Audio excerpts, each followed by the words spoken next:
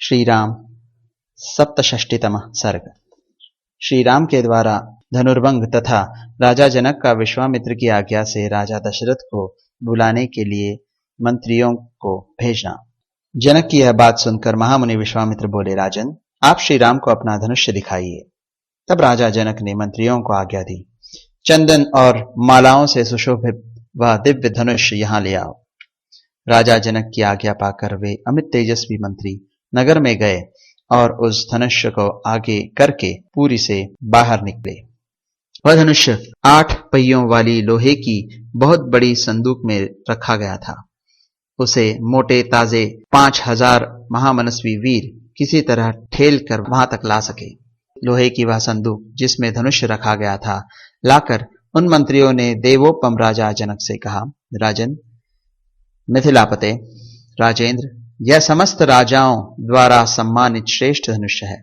यदि आप इन दोनों राजकुमारों को दिखाना चाहते हैं तो दिखाइए।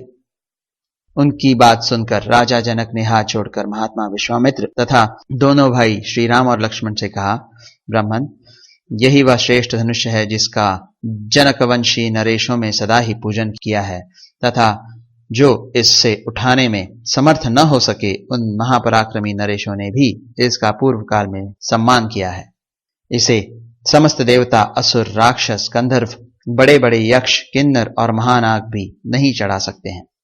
फिर इस धनुष्य को खींचने, चढ़ाने, इस पर बाण संधान करने, इसकी प्रत्यंचा पर टंकार देने तथा इससे उठाकर इधर उधर हिलाने में मनुष्यों की कहां शक्ति है। मुनिप्रवर, यह श्रेष्ठ धनुष यहां लाया गया है। महाभाग, आप इसे दोनों राजकुमारों को दिखाइए। श्री राम सहित विश्वामित्र ने जनक का वह कथन सुनकर रघुनंदन से कहा, वत्स राम, इस धनुष्य को देखो। महर्षि की आज्ञा से श्री राम ने जिसमें वह धनुष्य था उस संदूक को खोलकर उस धनुष्य को देखा और कहा, अच्छा, अब मैं इस दिव्य एवं श्रेष्ठ धनुष्य में हाथ लगाता हूं। मैं इसे उठाने और चढ़ाने का भी प्रयत्न करूंगा। तब राजा और मुनि ने एक स्वर से कहा, हां, ऐसा ही करो। मुनि की आज्ञा से रघुकुल नंदन धर्मात्मा श्री राम ने उस धनुष को बीच से पकड़कर लीलापूर्वक उठा लिया और खेल सा करते हुए उस पर प्रत्यंचा चढ़ा दी। उस समय कई हजार मुनियों की दृष्टि उन पर लगी थी। प्रत्यंचा चढ़ाकर महायशस्वी नरश्रेष्ठ श्री राम ने जो ही उस धनुष्य को कान तक खींचा त्यों ही वह बीच से ही टूट गया। टूटे समय उससे वज्रपात के समान बड़ी भारी आवाज हुई। ऐसा जान पड़ा मानो पर्वत पड़ा हो। उस समय महान भूकंप आ गया। मुनिवर विश्वामित्र, राजा जनक तथा रघुकुल भूषण दोनों भाई श्री राम और लक्ष्मण को छोड़कर शेष जितने लोग वहां खड़े थे वे सब धनुष टूटने के उस भयंकर शब्द से मूर्छित होकर गिर पड़े।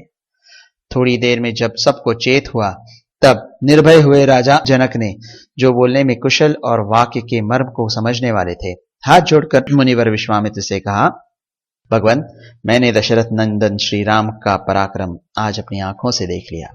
महादेव जी के धनुष को चढ़ाना यह अत्यंत अद्भुत, अचिंत्य और अतर्कित घटना है। मेरी पुत्री सीता दशरथ कुमार श्री राम को प्रतिरूप में प्राप्त करके जनक वंश की कीर्ति का विस्तार करेगी। कौशिक नंदन, मैंने सीता को वीर्य शुल्का, पराक्रम रूपी शुल्क से ही प्राप्त होने वाली बताकर जो प्रतिज्ञा की थी वह आज सत्य एवं सफल हो गई। सीता मेरे लिए प्राणों से भी बढ़कर है। अपनी यह पुत्री मैं श्री राम को समर्पित करूंगा। ब्राह्मण कौशिक नंदन, आपका कल्याण हो। यदि आपकी आज्ञा हो तो मेरे मंत्री रथ पर सवार होकर बड़ी उतावली के साथ शीघ्र ही अयोध्या को जाएं और विनय युक्त वचनों द्वारा महाराज दशरथ को मेरे नगर में लिवा लाएं। साथ ही यहाँ का सब समाचार बताकर यह निवेदन करे कि जिसके लिए पराक्रम का ही शुल्क नियत किया गया था उस जनक कुमारी सीता का विवाह श्री रामचंद्र जी के साथ होने जा रहा है। ये लोग महाराज दशरथ से यह भी कह दें कि आज आपके दोनों पुत्र श्री राम और लक्ष्मण विश्वामित्र जी के द्वारा सुरक्षित हो मिथिला पहुंच गए हैं। इस प्रकार प्रतियुक्त हुए राजा दशरथ को ये शीघ्रगामी सचिव जल्दी यहां बुला लाएं। विश्वामित्र ने तथास्तु कहकर राजा की बात का समर्थन किया। तब धर्मात्मा राजा जनक ने अपनी आज्ञा का पालन करने वाले मंत्रियों को समझा बुझाकर यहाँ का ठीक ठीक समाचार महाराज दशरथ को बताने और उन्हें मिथिलापुरी में ले आने के लिए भेज दिया। इस प्रकार श्री वाल्मीकि निर्मित आर्ष रामायण आदि काव्य के बालकांड में 67वां सर्ग पूरा हुआ।